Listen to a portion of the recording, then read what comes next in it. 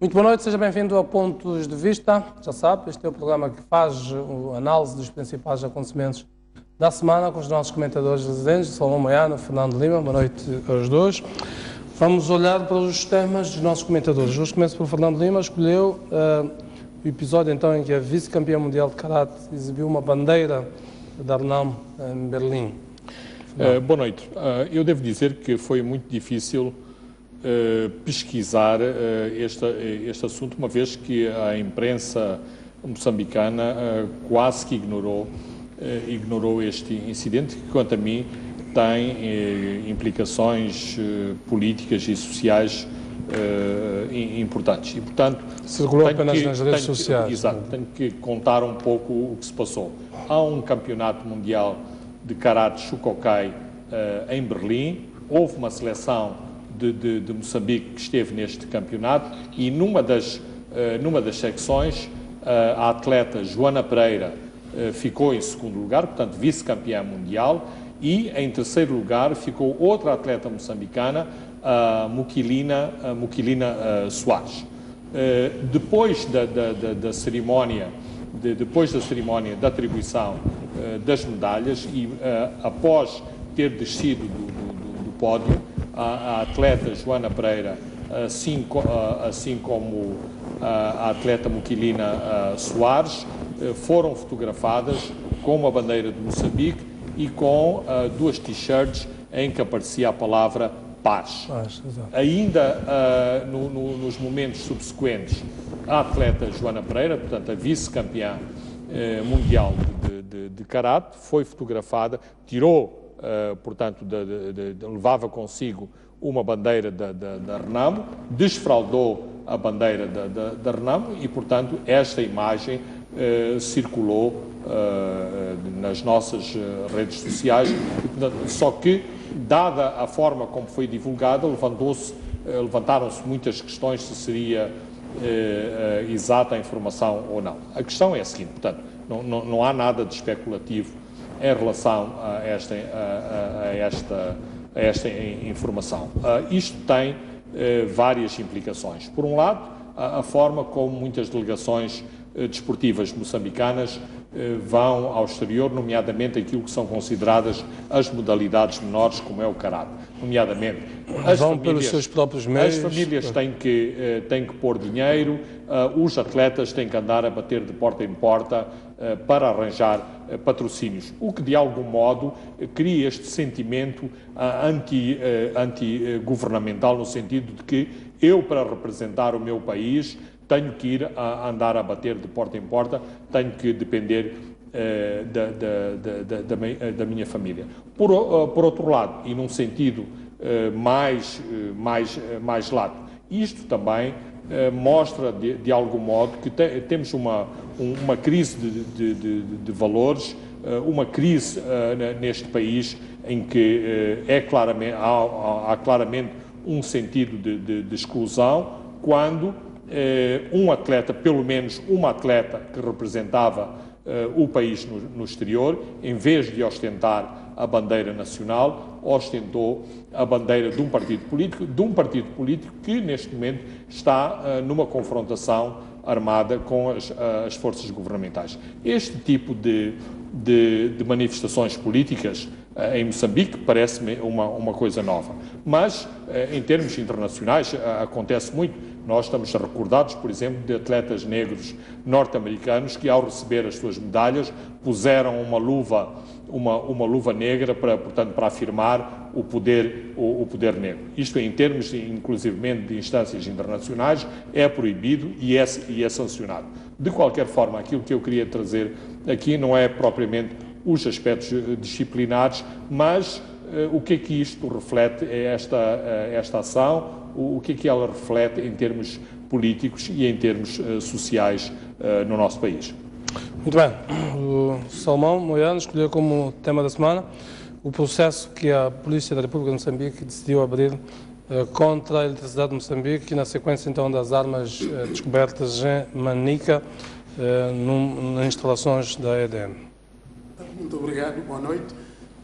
Quer dizer, é um processo crime, quanto a mim, lamentável e um um claro desperdício de energia por parte da PRM. Ora, o que é que aconteceu? Aconteceu que na semana passada há uma reabilitação na subestação de Mavuse, na província de Manica.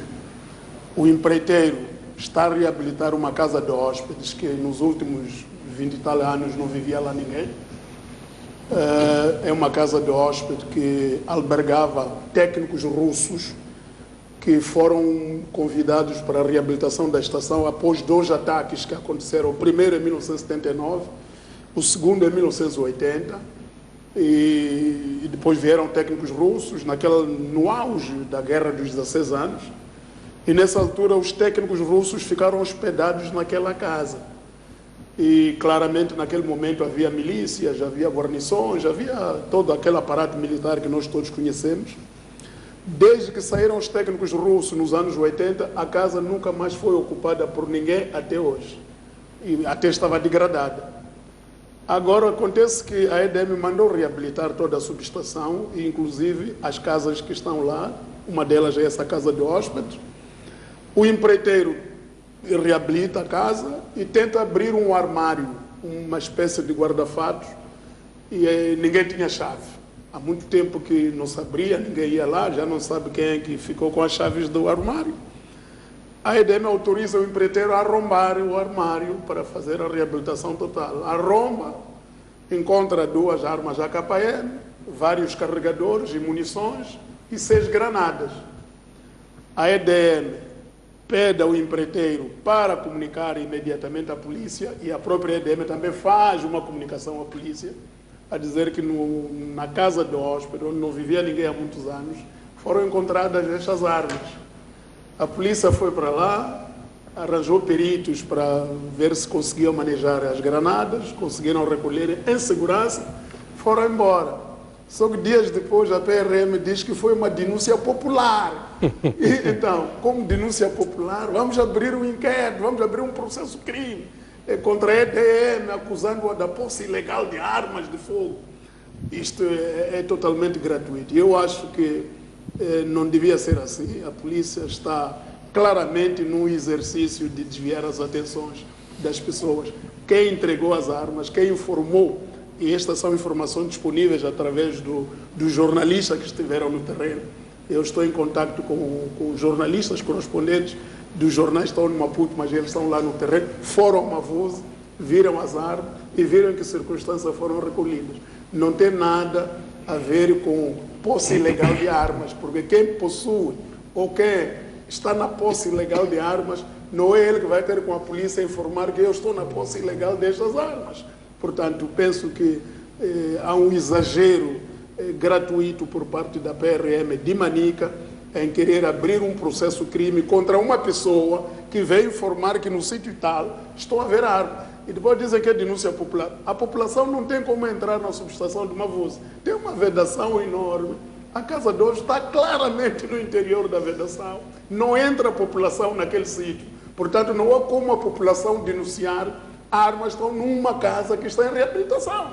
Portanto, queria clarificar isto e pedir à PRM para direcionar essa energia para outros crimes que são tantos, tanto em Manica como em outras partes do país, e não nos andar aqui a ocupar tempo a assistir espetáculos gratuitos de processos crimes que depois claramente acabarão por ser arquivados porque não tem o corpo de delito, não vai conseguir formar nenhum corpo de delito. Vai formar como? A partir de uma coisa que eu vou ter com a polícia, dizer, olha, num sítio onde eu estou a encontrar essas armas. A casa não vive ninguém, não tem chave, está tudo enferrujado lá dentro. Claramente é complicado abrir um processo nessas condições. Era isso que eu queria colocar e apelar à polícia para usar a energia que tem para coisas mais úteis do que nos divertir com este tipo de espetáculo meio gratuito. Muito bem, vamos olhar então para os temas que elegemos. Desde logo a questão do diálogo político a ocupar um espaço muito relevante, uma vez que esta semana os mediadores internacionais anunciaram que regressavam por hora os seus países de origem, e que o diálogo seria interrompido então por 10 dias até o próximo dia 8 de agosto para permitir então consultas por parte das delegações, das duas delegações, neste caso do Governo e da NAM, relativamente a este propósito. Fernando, vou começar por ti.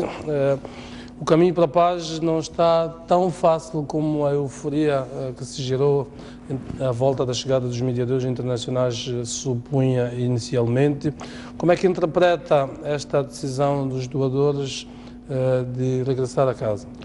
Bem, de facto há um volte-face enorme em relação às minhas próprias declarações na última semana, porque havia todas as indicações de que alguns dos obstáculos poderiam ser ultrapassados. Havia um bom clima criado em torno das duas partes, nomeadamente a RENAM e o Governo, e tudo isto foi, em última análise, foi defraudado. Portanto, aquilo que se passa é muito simples. Houve uma grande intransigência de ambas as partes ao discutir o primeiro ponto da preparação do encontro Nussi-Dhlakama, nomeadamente a questão das 6 províncias em que a RENAMO quer governar. Portanto, do lado da RENAMO, a RENAMO pôs este ponto em cima da mesa e dizendo que isto era uma condição sine qua non para se discutirem outras questões. O Governo disse, bem, isto não tem qualquer acolhimento constitucional, não podemos acolher estas circunstâncias, portanto, todas aquelas alternâncias que têm vindo a ser sugeridas, nomeadamente a possibilidade do Presidente nomear governadores que, por sua vez, poderiam ser sugeridos pela RENAM, estas questões nem sequer foram abordadas. Portanto, o Governo declarou, inclusivamente, que o ponto, que não havia mais nada para se discutir em relação ao primeiro ponto. A partir daí,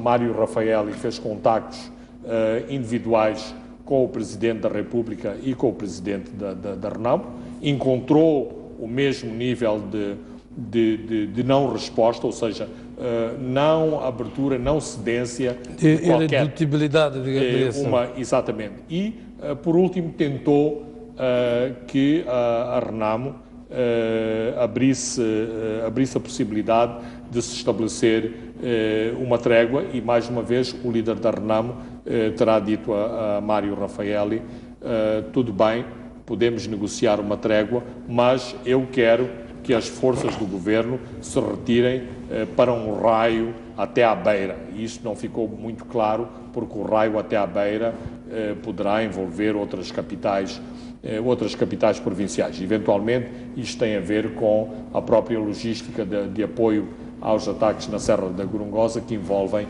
helicópteros que levantam a partir do aeroporto da Beira. A partir daqui, bem, isto foi uma tentativa de jogo de cintura para se mostrar entre o fim de semana e quarta-feira que tudo estava a andar bem, quando tudo começou a descarrilar, nomeadamente não haver qualquer hipótese de saída em relação às posições dos dois lados. Portanto, em termos muito terra a terra, a Mário Raffaelli disse às duas partes, vão pensando nos próximos 10 dias o que é que vocês querem fazer, nós vamos para casa e ficamos lá à espera que vocês nos digam quando é que estão prontos para retomar ao diálogo, porque assim é impossível fazer qualquer mediação nesta preparação do encontro Nussi-Dhlakama.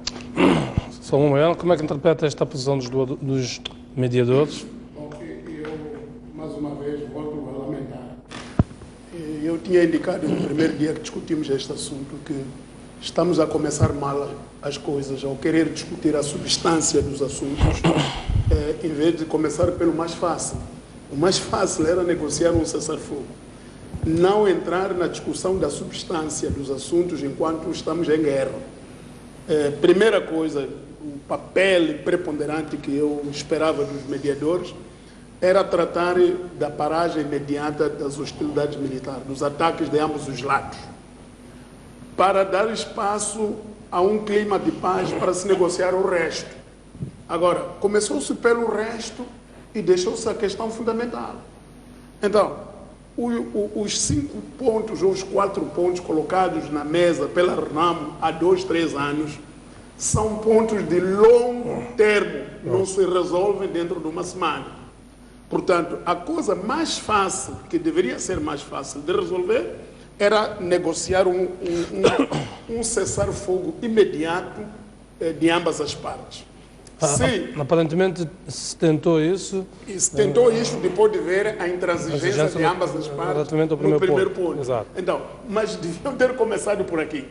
Então, eu penso que ainda não está muito perdido. Eu até, se me fosse permitido sugerir, eu sugeria que suspendessem a discussão dos pontos de substância antes de se conseguir um cessar-fogo. Quer dizer, toda a energia fosse concentrada no cessar-fogo imediato.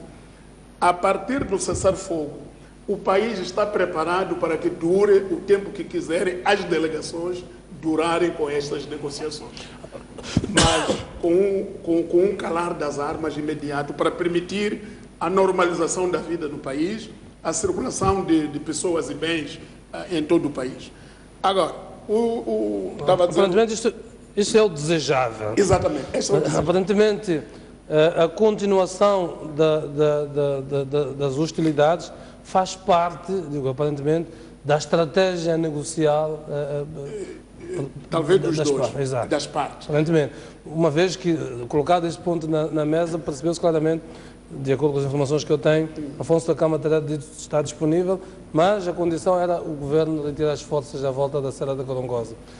Há esta desconfiança mútua, obviamente. Eu penso que se eles insistirem nesta questão, podem encontrar meio termo. Pode-se dizer que, nós paramos de fazer a guerra, você também para.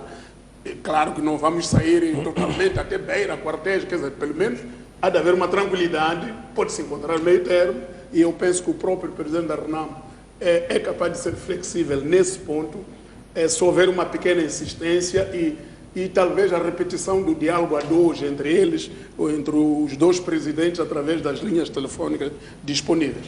Este é o primeiro ponto. O problema de se ter começado pela rama, pela substância, em vez de se ter começado pelo pressuposto básico para que houvesse cancelamento das hostilidades. Em segundo lugar, os mediadores dizem que também se retiram por questões logísticas. Questões logísticas são muito sérias, e eu tentei saber o que é que se passa. Dizem que desde que chegaram os mediadores, estão a viver aqui à custa deles. Quer dizer, você convida pessoas para vir ajudar uma situação na sua casa, e você diz que depois, quando anoitece, vai lá se virar, come a sua custa, organiza a sua maneira. Não há definição clara do seu estatuto enquanto mediador neste processo. Que tipo de proteção diplomática gozam eles enquanto estão aqui neste país? Quem assume os custos da sua logística enquanto mediadores? Qual é o horizonte temporal, mais ou menos, definido para que eles saibam se organizar também internamente nas suas casas, porque eles não são moçambicanos e nem estão para viver aqui em Moçambique por todo o tempo do mundo. Então, é preciso clarificar estes aspectos e é preciso ter em conta que o governo de Moçambique, o Estado moçambicano, é que convidou esses senhores através de cartas assinadas pelo Presidente da República. E quando essas pessoas chegam, são hóspedes do Presidente da República, são hóspedes do Estado moçambicano, e o dono da casa tem que saber acolher as suas visitas, os seus visitantes de forma condigna e que lhes proporciona as melhores condições para que também possam contribuir positivamente para o desfecho disso. Eu penso que há algumas coisas aqui que não foram devidamente acauteladas a quando da chegada dos mediadores. Aliás, há várias, algumas delas nós já levantamos aqui. A primeira tem a ver com uma contradição nítida de se chamar comissão mista. Uma comissão mista pressupõe uma comissão que congrega vários intervenientes, mas uma comissão mista que tem mediadores, portanto, não é normal uma comissão mista ter mediadores ou isto é um grupo de negociação, elas são delegações... São delegações de dois lados. De dois lados, porque uma comissão mista não precisa de mediador. Esta é mista, pois. Então, há aqui algumas coisas, algumas dessas nuances saltam à vista. A primeira, a outra nuance tem a ver com o estatuto dos mediadores. Há mediadores para ambas as partes. E de acordo com os convites, as informações que eu tenho, os convites foram feitos pelo Presidente da República, como dizia o Moiano, e quando foram feitos, por exemplo, no caso da União Europeia, já foram feitos explicitando-se que queria-se que a União Europeia assumisse a liderança, portanto, a coordenação destas equipas. Ora, a União Europeia é escolhida pela RENAM. Portanto, a partir da altura que há duas partes, não se acautelou que, ok, nós chamamos um grupo, vocês chamam o outro, é rotativa a coordenação, ou estamos a assumir todos que é aquilo. Porque há aqui dois antigos chefes de Estado, por exemplo, no caso da Frelimo, Jacó e Quete Mazir, que claramente se percebe que não se sentiram encaixados, estarem numa comissão e serem liderados por alguém que foi apenas um antigo secretário de Estado. Não. Bem, a questão é a seguinte. Em todas as reuniões há uma ata que é lavrada das reuniões. E havia o entendimento que a União Europeia iria liderar a equipa dos mediadores.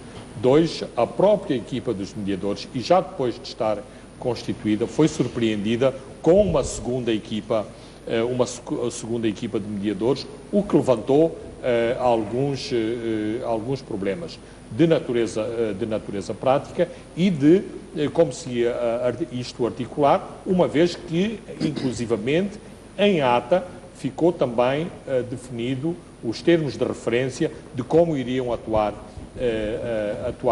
os mediadores. E claro que, em termos práticos, depois está a acontecer isto que o Jeremias aqui referiu, ou seja, quer queiramos, quer não, aparentemente o presidente da Tanzânia nunca chegou, mandou um diplomata. E o presidente do Botsuana, de algum modo, se sente desconfortável numa comissão em que o líder, não é comissão, portanto, numa equipa de mediadores, em que o líder é um antigo secretário de Estado do governo italiano. Mas ainda há outros pormenores. É que depois, no próprio funcionamento da equipa dos mediadores, tem-se notado que a parte que foi convidada pelo governo praticamente esteve sempre ausente da mesa das conversações, estando presente no encontro com o Presidente da República e depois na apresentação formal das equipas. A partir daí, desapareceu praticamente do cenário, o que pressupõe que o próprio papel da equipa de mediação não está muito claro. A questão da logística, eu acho que Aliás, antes de falar da logística, há uma imagem que muita gente pode não se ter percebido do primeiro encontro, já depois do encontro com o Presidente, portanto, na Assembleia da República, dos mediadores com a comissão mista, dita comissão mista, eufemisticamente chamada comissão mista, para sermos mais sinceros. A pessoa que está na posição de chefe da comissão dos mediadores é o antigo presidente do Botsuana. E, no entanto, formalmente, quem se sabia que era o coordenador da equipa de mediadores era o Mário Rafael. Saltou isto à vista. Exatamente. Bem, numa reunião antes da própria chegada dos mediadores, de algum modo se tentou levantar a questão de quem lideraria a equipa dos mediadores, não obstante ter sido acordado antes que seria a União Europeia. E o consenso que saiu, e aí ainda as partes não estavam de costas viradas, é que, em princípio, seria a União Europeia. E o ponto e a questão foi deixada no ar, porque o próprio Mário Rafael terá levantado essa questão. Haver novos intervenientes com essa qualidade, nomeadamente Quete Mazir e Jacai Kikwete. Qual é o meu estatuto? Portanto, só que se tentou passar um bocadinho ao lado e, claro, quando as coisas depois começam a descarrilar, isto vem tudo ao de cima. Em relação à questão da logística, bem, eu acho que é um bocadinho aquele coelho conveniente que o Mário Raffaelli tirou da cartola. O Tony Blair já esteve aqui várias vezes no Hotel Polana e não me parece que mandou a fatura do Hotel Polana para a presidência. O Chesa Crocker e o Ket Maziri têm vindo aqui muitas vezes, incluindo num relacionamento com este processo, num aconselhamento a este processo, e também não me consta que tenham mandado a fatura para a presidência da República. Claro que é preciso, sim, que estas coisas fiquem claras, que não é como quando vamos ao restaurante, que os convivas sempre ficam à espera de quem tira o livro de cheques ou o cartão de crédito para pagar a conta. Não, mas o Lima está a levantar uma questão interessante. Quando o Tony Blair vem aqui, não manda a fatura à presidência, porque vem aqui, se calhar, na sua qualidade de uma pessoa privada. Assuntos do seu interesse. Assuntos do seu interesse. Agora, essas pessoas estão aqui, foram convidadas pelo Estado moçambicano para virem assistir a um processo de normalização da vida dentro de Moçambique. O Estado moçambicano não pode ficar alheio, não pode pensar que essas pessoas que se arranjam porque estão cá, porque têm dinheiro, porque vêm de países não sei quanto. Não é que seja chegar e dizer, aceitam, vocês pagam a conta ou nós pagamos? Isso até... À espera que eles digam que vão pagar. Até é indelicado isso, porque você convidou as pessoas. Tem que dizer, olha, eu convidei-vos, as minhas condições são estas. Eu tenho estas condições, vamos conviver neste quadro. Se eles acharem que aquelas condições são inferiores, okay, eles podem fazer o upgrade, mas o governo tem que oferecer as condições que tem para que esses mediadores se sintam à vontade. Uma outra coisinha, essa coisa de Mário Raffaelli ser o chefe da equipe, é que inicialmente o que estava previsto eram 3 mediadores. Pois. Era a União Europeia, a Igreja Católica e a África do Sul. Entre essas 3 partes, a parte mais sénior, mais pujante, é a União Europeia. Então é ela que ficou com a responsabilidade de indicar o coordenador da equipe. Isso aí pressupunha que eram estes só. Lembra-se que os mediadores do governo foram apresentados à última hora. À última hora, quando já tinham sido convidados os mediadores indicados inicialmente. E aparentemente depois não houve esta reclarificação. Exato. Também, se formos a ver os estatutos de indivíduos e estatutos das organizações, Ket Maziri, como indivíduo, é muito grande, mas ele está dentro de uma organização claramente inferior à pujança da União Europeia. Ele está na Global Leadership, é uma fundação, é uma organização privada até. Agora, a União Europeia é uma entidade interestadual que engloba várias sensibilidades. O maior doador de Moçambique. O maior doador de Moçambique. Então, o peso aqui não é tanto como eu, indivíduo, mas é onde é que eu estou. Estou dentro de que instituição. E nesse sentido, eu penso que o Mário Raffaelli também tem uma experiência internacional muito vastíssima, que tanto podia ter sido presidente da República. E tem, sobretudo, um conhecimento da realidade, uma vez foi ele o mediador-chefe. Exatamente. E também já esteve. Ele é muito mais familiarizado com o processo moçambicano do que os outros. Vamos às questões de substância. Já estou contigo falando. As questões de substância. Há este ponto que já fez com que este processo, durante muito tempo, não avançasse, por causa da exigência da RENAM. Numa primeira fase, a RENAM exigia a nomeação, portanto, dos seus quadros para governar as províncias. Das informações que eu tenho neste processo, está a exigir muito mais. Portanto, quer governar as províncias. Governar as províncias está a entender num sentido mais amplo de criar instituições, cobrar impostos, 80% dos impostos ficarem nas províncias, mandar 20% para Maputo.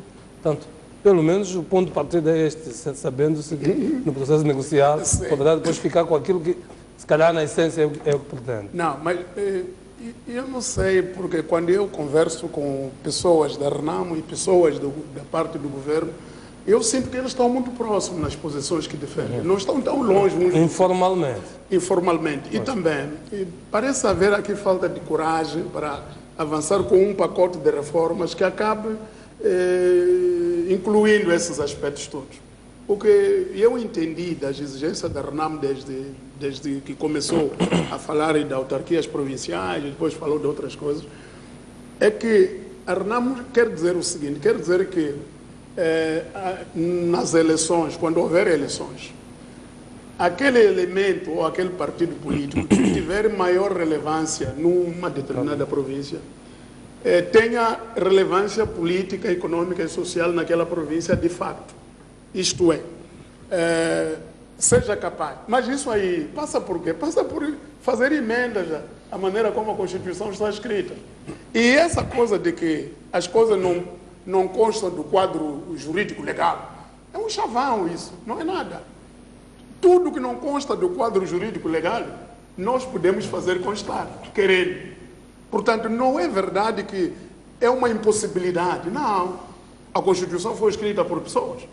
Já houve muitas emendas à Constituição, havendo vontade política de normalizar, de criar maior inclusão, inclusive inclusão governativa, é possível avançar-se com propostas audazes dos dois lados.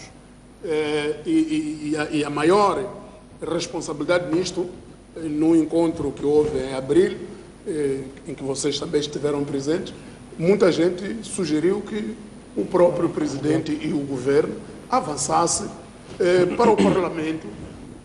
Já conhece, é que o governo já sabe o que a Renamo quer. E já sabe que a Renamo não perde muito por prolongar este conflito por mais um ano ou dois. Não perde muito. Pois. Mas o Estado moçambicano, a população, o povo, perde. Que andam num Então, desgaste. nós temos que trabalhar a pensar nessa situação. Quer dizer, Renamo é um partido que tem sido marginalizado e queixa-se da marginalização permanente desde há muitos anos para cá. E claramente você pode ver os antigos combatentes da Renamo e os antigos combatentes destes últimos 16 anos que estiveram da parte do governo, os da Renamo estão muito enfraquecidos do ponto de vista social, do ponto de vista econômico.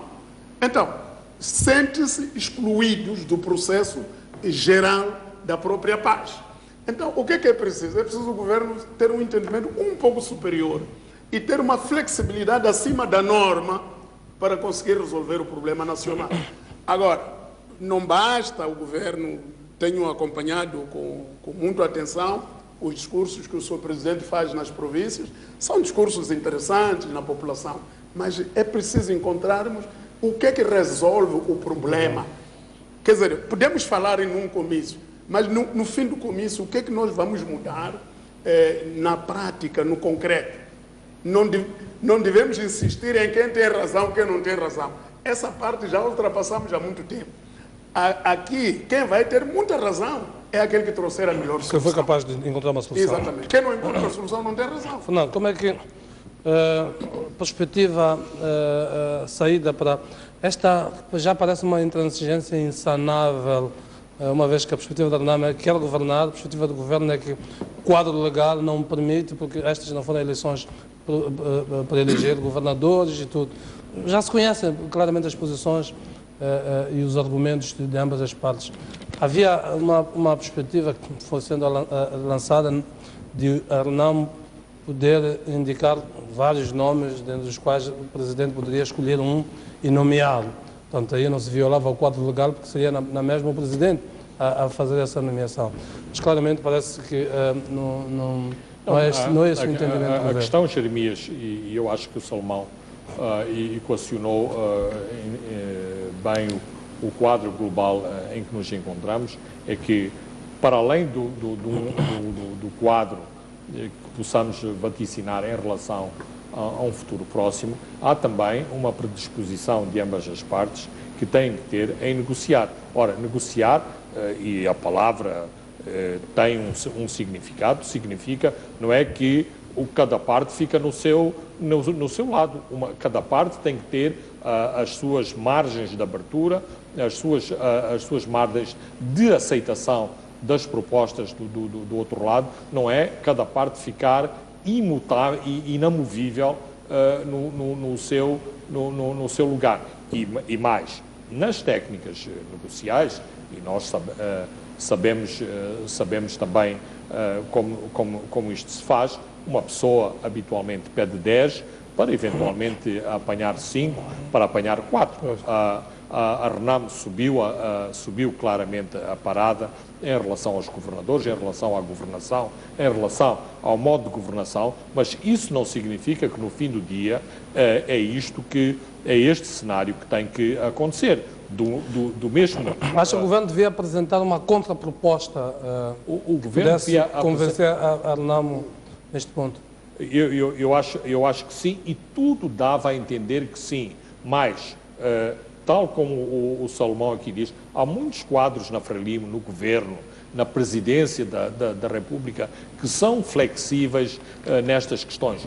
Como também já aqui dissemos, a própria questão de haver uma comissão que discute assuntos da descentralização, de se estar numa posição de abertura em relação a mudanças constitucionais, de algum modo, isto quer sinalizar que o governo e a própria Frelimo, de algum modo, estão abertos à mudança. Agora, de repente, quando chegam os mediadores, ambas as partes não querem abrir mão das suas posições. Assim, como o Mário Rafael disse, não é possível mediar-se nada, nem estabelecer pontes entre as proposições dos dois lados. Portanto, eu vejo um cenário nestes 10 dias muito complicado, nomeadamente mais ataques nas estradas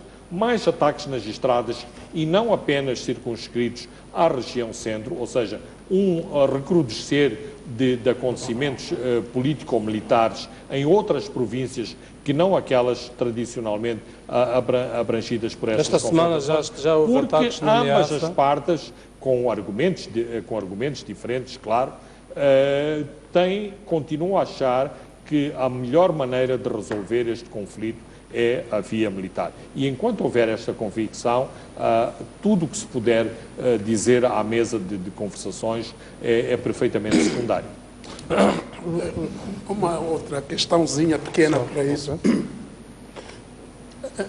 No informal, o que se tem mais ou menos como uma espécie de um consenso, e também esse consenso o presidente da Renamo aceita, é que se diga ou que se estabeleça que há de haver uma emenda na Constituição, por forma que, a partir das eleições de 2019, os governadores sejam eleitos, os governadores provinciais sejam eleitos. Agora, só falta acrescentar uma coisa, porque é aqui onde está o receio de que, uma vez eleitos, então eles vão ser totalmente independentes. E eu gostaria de acrescentar o seguinte: são eleitos pelo voto popular, localmente, através das assembleias provinciais. Podia-se dizer que os 3 primeiros nomes numa lista para a Assembleia Provincial, claramente um deles poderá acabar por ser o governador dessa província, indicado pela lista vencedora.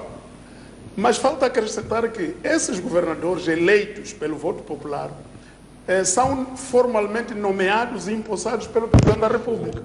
Quer dizer, como símbolo do Estado unitário que nós somos. Nós não somos um Estado federal. E o facto do governador ser eleito não quer dizer que o governador está totalmente fora do quadro jurídico legal moçambicano, não. Está dentro da ordem jurídica nacional. Agora, esta ordem jurídica tem que estabelecer muita elasticidade para permitir as duas coisas. A primeira coisa, para que a lista vencedora numa determinada província tenha relevância nessa província, mas não seja uma relevância totalmente fora do quadro legal. Os governadores são eleitos, tomam posse perante o chefe do Estado e são formalmente nomeados perante o chefe do Estado. Aliás, é o que se faz. Salomão, não é preciso ir para longe, aqui na África do Sul é este sistema. Exato. Então, eu penso que este sistema não assusta ninguém. Quer dizer, e permite maior descentralização, permite maior dinâmica da vida política, social e econômica do país, permite maior luta pelo melhor, para ver qual é o partido que consegue apresentar melhores resultados. E claro, fica previsto em que circunstância é que um governador eleito perde o mandato. Mas penso que relativamente a isto há mais ou menos um consenso, porque a revisão vai dispor para as próximas eleições. Então, medida provisória. Exato. Porque a questão central é que a Renamo quer governar já. Não, isso também é possível, trabalhar com a Renamo para não querer governar já, da maneira como se prevê para o futuro. Neste momento, como medida provisória, aí é que o Presidente da Renamo e o Presidente da República podem negociar um conjunto de nomes em que o próprio Presidente da República nomeia normalmente, antes da emenda da Constituição. Nomes indicados pela Renamo. A Renamo pode indicar nome. Até pode não mandar para as províncias onde a Renamo ganhou. Pode mandar para outras províncias, pode mandar um governador para Inhambane, indicado pela Renamo. Pode mandar um para a cidade de Maputo. E pode mandar um para a província de Maputo, nem haverá problemas nisso. Então, essas pessoas são pessoas consensualizadas entre o Presidente da Renamo e o Presidente da República como medida provisória, para cautelar as eleições de 2019. Porque a emenda da Constituição, mesmo que se emenda agora, não pode legislar para trás.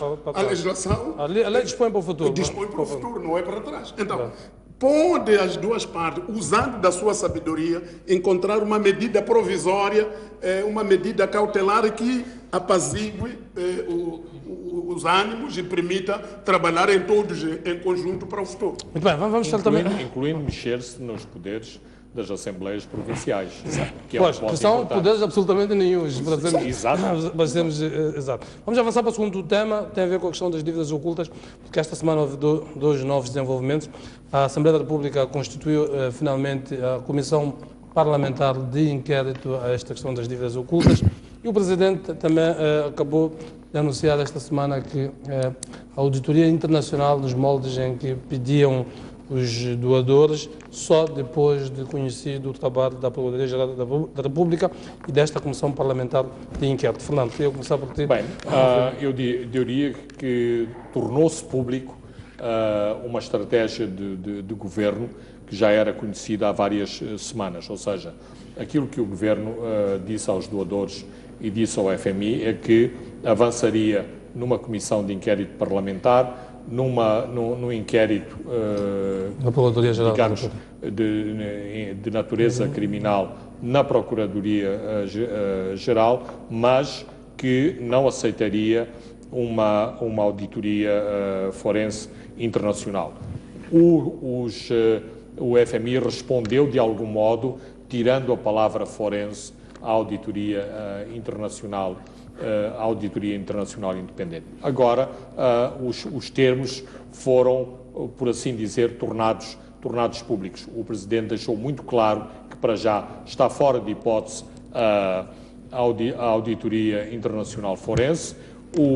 Os doadores, e eu diria que não é despeciente de todo a declaração do embaixador americano há alguns dias depois, a dizer que era absolutamente necessária a auditoria internacional forense, o que significa que o braço de ferro mantém-se entre o governo de Moçambique e a comunidade internacional em relação a estas questões e, por outro lado, ao nível do Parlamento, também há este desenvolvimento que não é menos importante, que é, de algum modo, a Renamo bater com a porta em relação à Comissão de Inquérito. Eu posso compreender os motivos que levam a Renamo a argumentar nessa base, nomeadamente que, pela imposição do voto maioritário, as determinações desta Comissão estarão sempre sob o controle do Partido Frelimo, que é quem tem a maioria no Parlamento. Mas, e decorrente daquilo mas que foi... Mas não estando presente... É esse o ponto. Estar fora da Comissão não seria mais... Não teria mais proveito estar por dentro do processo da investigação, vai ter a oportunidade de ir às empresas, de mexer nos dossiês, podendo até usá-los fora do âmbito de uma investigação. A minha posição é uma posição reformista. Eu acho que foi um erro a Renamo ter boicotado a Comissão Permanente que decidiu sobre o inquérito às valas comuns, deixando completamente isolado a deputada do MDM na comissão às valas comuns, dando completamente a rédea larga a Edson Macuacua para dizer todas aquelas barbaridades sobre as valas comuns e ficando na bancada depois a criticar e a comentar o que é que se passou. E isto vai acontecer mais uma vez nesta comissão de inquérito. Claro que politicamente parece interessante que o maior partido da oposição tome esta posição radical, dá 2 murros na mesa. Mas eu acho, reformisticamente, que era melhor estar lá dentro, participar e a Renamo tem deputados de peso que podem esgrimir os seus argumentos, pode esgrimir informação muito importante, informação estratégica sobre as dívidas, muito importante, e que vai jogar por fora, portanto, formalmente e processualmente, vai sempre jogar por fora e não por dentro do aparelho, o que, quanto a mim, é mau. Salomão Moiano, como é que interpreta esta posição da Renamo de não fazer parte da Comissão Parlamentar de Inquérito e este posicionamento do Presidente da República? Já deu para perceber que quando o Presidente da República está às conferências de imprensa surgem sempre as grandes novidades de soberania nacional. Eu, se fosse conselheiro do Presidente da República, ia pedir a ele para não falar de certos assuntos, porque era melhor ter esta posição, mas não explicar publicamente. Podia dar margem de negociação. O ponto é o seguinte, é que se aquilo que o Sr. Presidente disse na Zambésia for aquilo que vai acontecer, quer dizer que o calvário do povo moçambicano ainda vai durar muito tempo, porque também os doadores não vão fazer mais nada, só vão aguardar que o governo diga se sim ou não. O tal acordo com o FMI, que o Dr. Majid Ousmane, há umas 3 semanas, disse aí numa conferência que, para normalizar isto, o governo tem que ter um acordo com o FMI, em primeiro lugar. O acordo com o FMI é um sinal positivo para o regresso de todos os doadores para o barco. Significa que é preciso ter, ter o resultado deste dossiê todo transparente e que consiga convencer os doadores de que, de facto, quer a PGR, quer a Comissão de Inquérito Parlamentar, fizeram um trabalho de fundo. Trabalho sério. E não temos muitas experiências do passado deste tipo de investigação e de resultados também. E de tal forma que é que nós temos que ver a coisa na perspectiva de quem perde e quem ganha. Os doadores não perdem nada. É ficar sentados a olhar para nós, a esgrimirmos taxas de juros todos os dias, fechar empresas, eles estão a assistir o país e dizem, bom, é a liderança nacional que assim quer. Então, mas quem vai se corroendo todos os dias, com custo de vida, com convulsões sociais, que daqui a algum tempo não vamos conseguir abafar com medidas paliativas que temos vindo a tomar, somos nós. Então, eu penso que há certas coisas que, até sendo verdades, não devem ser ditas da maneira como estão a ser ditas, porque criam expectativas negativas do outro lado. As pessoas começam a ter reações extremadas, a dizer, afinal de contas é isso que vocês querem, então também nós continuamos assim como estamos. Agora, há uma pequena questão aqui. A Procuradoria-Geral da República, quando falou há 2 semanas sobre este assunto, disse que ia pedir cooperação internacional, ia pedir ajuda de peritos internacionais. E eu vejo aqui uma janela de oportunidade para o governo aceitar que sim, é uma auditoria internacional feita conjuntamente com a Procuradoria-Geral da República de Moçambique. A Procuradoria-Geral está lá, então que se crie um mecanismo institucional da fusão da competência nacional com a competência internacional, e isso fica uma auditoria internacional. O governo não quer essa designação de que isto é uma feita por instituições de fora, mexem com questões de soberania. Já vimos a questão dos rápidos, porque isto não é novo. Pois, não se quis que viesse ninguém aqui para ajudar na questão dos rápidos, porque se disse que se estava a mexer com questões de soberania. O problema é que a soberania tem que ser soberana. Tem que ser uma soberania soberana. Você não tem soberania quando tudo tem que pedir às mesmas pessoas e junto de quem quer afirmar a sua soberania. Portanto, a soberania tem que ser de facto soberana. Temos que ser soberanos até a última instância e demonstrar por A mais B que a nossa soberania existe. É efetiva. Há certas coisas em que é soberania de palavras, mas na essência não temos soberania nenhuma. E é preciso sermos inteligentes neste mundo globalizado. A PGR diz que vai pedir ajuda internacional. Vai pedir a quem? Vai pedir a estes doadores que estão a dizer façam desta maneira. Quer dizer, vai pedir ajuda internacional, vai mandar vir peritos. Quem é que vai pagar os peritos que vão vir para trabalhar com a PGR? Então, esses peritos, por que não são formalmente convidados como a tal comissão de inquérito internacional que também inclui a Procuradoria-Geral de Moçambique para melhor conseguir resultados? Agora, vamos já dar nome. o que se passou no Parlamento neste último dia da sessão, aquele último dia de discussão, da aprovação da Comissão Parlamentar de Inquérito, para mim foi lamentável, sobretudo da parte da Renamo.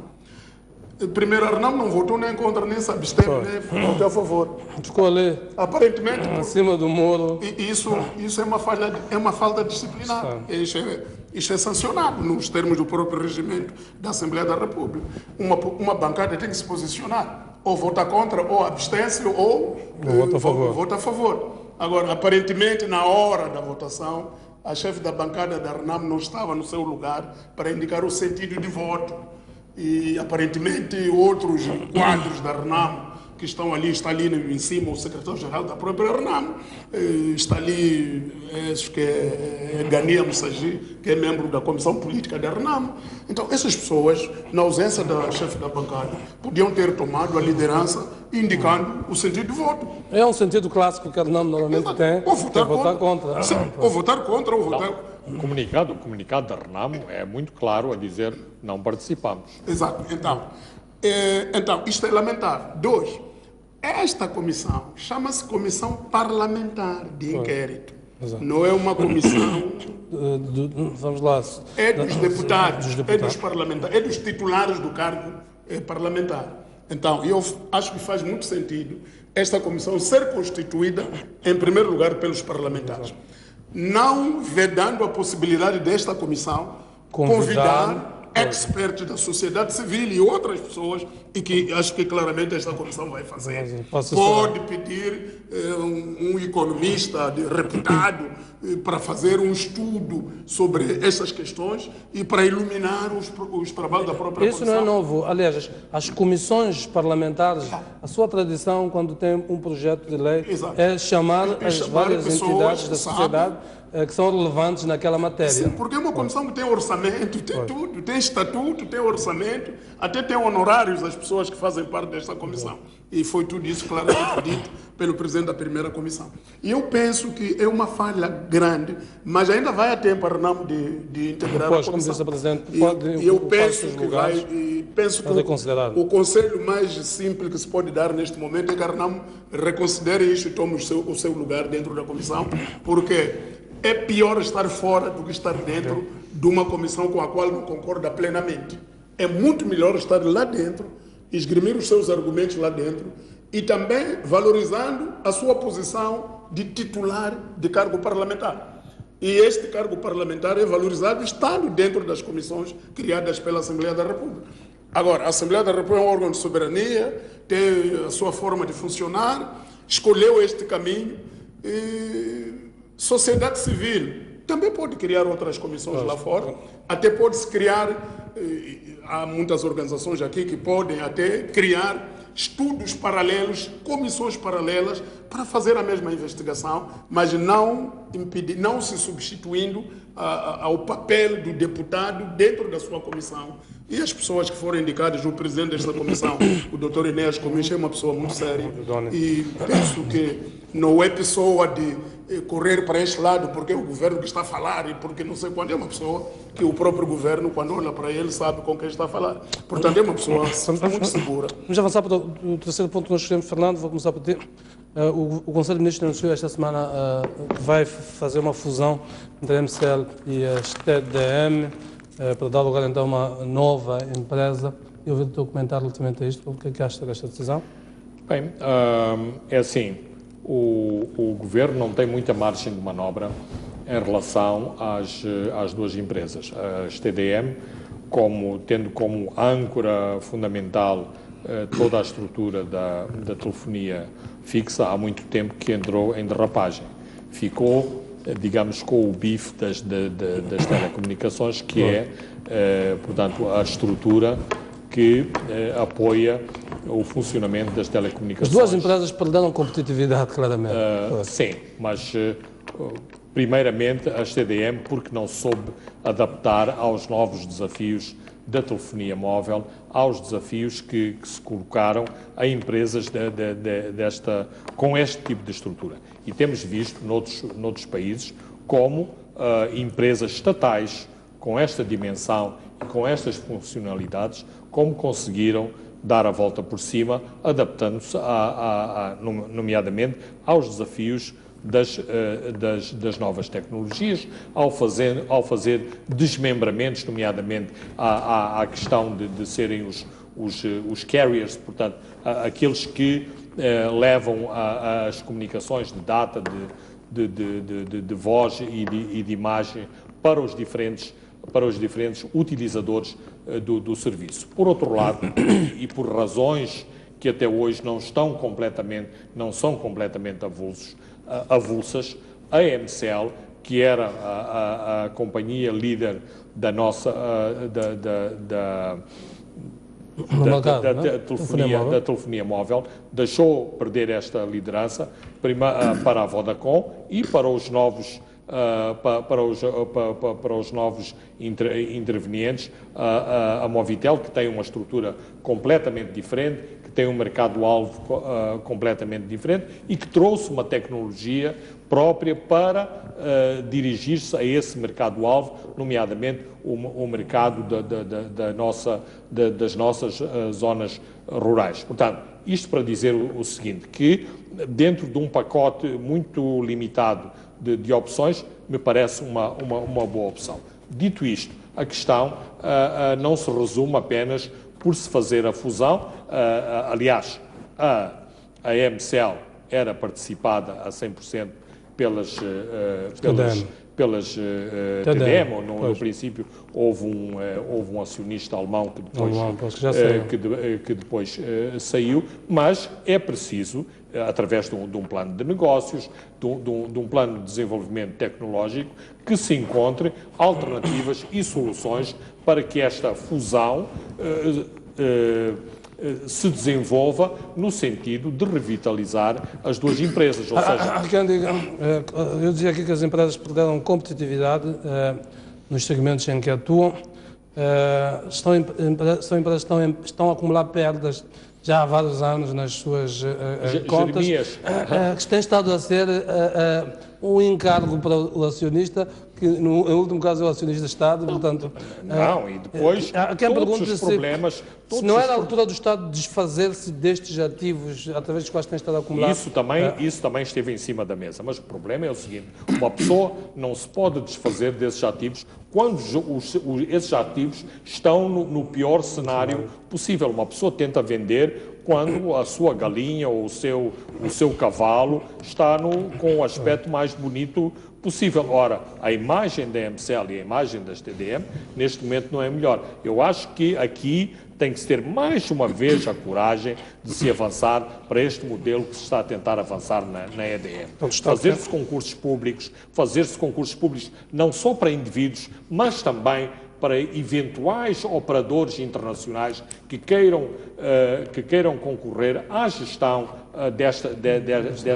destas duas empresas e que apresentem planos de reabilitação aceitáveis e, claro, aprovados pelo Governo. Só com este tipo de atitudes. Agora, se vamos para o IGEP para ver quem são as pessoas que estão lá do Partido Frelimo para integrarem o novo Conselho de Administração destas duas empresas, para arranjar também aí pessoas da confiança daqui e dali para integrarem o quadro de diretores dessas empresas. Aí estamos a elaborar nos mesmos erros, não vamos a nenhum lado e não é porque o Conselho de Ministros decretou a fusão que vamos resolver o problema. Salmão, queria ouvir o teu... Bom, qualquer empresa que venha a surgir aqui vai precisar de chamar a capitalização. Exatamente. Vai o Estado tirar dinheiro que já não existe para recapitalizar estas empresas ou não? Existe uma máxima que diz que a soma de dois problemas não dá solução. Quer dizer, a soma de dois problemas não é igual a uma solução. Então, estamos claramente a somar dois problemas na procura de uma solução. Isto pode dar 4 problemas, não apenas 2. Porque o problema de fundo destas duas empresas é o que estava a dizer agora o Jeremy, é recapitalização, precisa de dinheiro. Aliás, o ministro Carlos Mesquita, quando visitou a MCL há uns meses aí atrás, disse que era preciso cerca de 600 milhões de dólares para a MCL sozinha. E agora, onde se buscar esses 600 milhões de dólares? Se calhar privatizar partes não estratégicas dessas duas empresas. Há algumas partes que podem ser privatizáveis dentro das duas empresas, ou no seu todo, uma parte. Ou uma das empresas ser vendida para se conseguir dinheiro para recapitalizar a outra empresa. Agora, ou o Estado abrir mão à participação de capitais privados, o Estado continuando com uma percentagem estratégica que lhe permite continuar a ter algum peso dentro da estrutura acionista das duas ou de uma delas. Agora, estar as coisas como estão, fundir apenas as duas empresas numa situação muito debilitada do ponto de vista econômico, do ponto de vista financeiro, não me parece que venha a trazer uma solução, pelo menos a médio prazo. E penso que era preciso haver uma coragem para ser um pouco mais radical na reestruturação da vida dessas duas empresas. Não muda muito. Qualquer uma delas vai precisar de um plano de saneamento. Não muda muito com porque grandes recursos. Se o acionista principal da MCL e TDM estão fundidas essas empresas há muito tempo. Quer dizer, estão juntas. Fusão operacional. Aliás, durante muito tempo até tinham o mesmo PCA. Só no último ano é que deixou de ser o mesmo PCA. Então, essas empresas estão juntas há muito tempo, mas nem por isso conseguiram ter maior capacidade. Então, eu penso que a saída ainda não foi encontrada. É preciso encontrar uma saída um pouco radical. E já agora, não é só estas empresas que precisam de uma intervenção robusta e radical. Há muitas outras empresas públicas cuja funcionalidade é bastante complicada. Acumulam perdas pelo Estão sempre a Estado. acumular perdas, estão sempre com problemas a exigir novas injeções de capital. Eu penso que era preciso, é chegada a altura. Há países que temos visto todos os dias até a privatizar setores estratégicos como as linhas aéreas, etc. Mas por quê? Porque a conjuntura aconselha esse tipo de soluções. Então não podemos continuar a pensar... Por exemplo, a juntar a televisão e a rádio É um do dos Estado. modelos. Já há muito tempo que se vai pensando nisso e nunca se deu o passo. O modelo do CEDOL, Da SABC, aqui ao lado. Exatamente. Então, há muitas coisas que podíamos fazer antes da crise bater-nos à porta, para quando bater-nos à porta estarmos minimamente preparados para enfrentar. Muito bem, então vamos tornar por aqui. O nosso tempo já não permite, mas sob pressão do realizador. Certamente vamos continuar a discutir estes assuntos. Ainda havia a conferência do setor privado que houve esta semana, mas não nos dá tempo. Vamos certamente ter ocasiões de discutir outros espaços aqui ao nível da nossa emissão. Boa noite, uma boa semana a todos, trabalho a todos que nos acompanharam. Até a próxima semana.